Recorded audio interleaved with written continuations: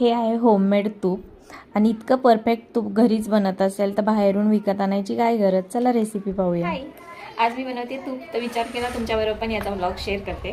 तर त्याच्यासाठी मी ही एक आठवडाभर साठवलेली साय घेतली आणि ती सकाळपासून मी बाहेरच ठेवली. त्याच्यामध्ये विरजण वगैरे काहीच ॲड नाही केलेलं. आणि आता ते मिक्सरच्या जारमध्ये ट्रान्सफर करायचं आणि त्याच्यामध्ये ॲड करायचे आहेत हे आईस क्यूब. बऱ्याच लोकांना वाटतं ही तूप बनवण्याची प्रोसेस खूप हार्ड आहे, पण ॲक्च्युली तसं नाही आहे. 2च स्टेपमध्ये आपल्याला एवढं छान तूप मिळू शकतं, ते पण घरच्या घरी.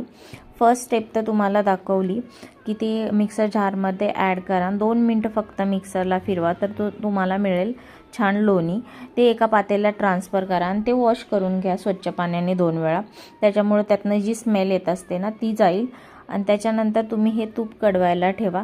त्याच्यामध्ये आधी फेस तयार होईल आणि 10 मिनिटातच हे तूप तयार होतं. या 2 स्टेप वापरून तुम्ही पण घरच्या घरी असं तूप तयार करू शकता. व्हिडिओ आवडल्यास लाईक शेअर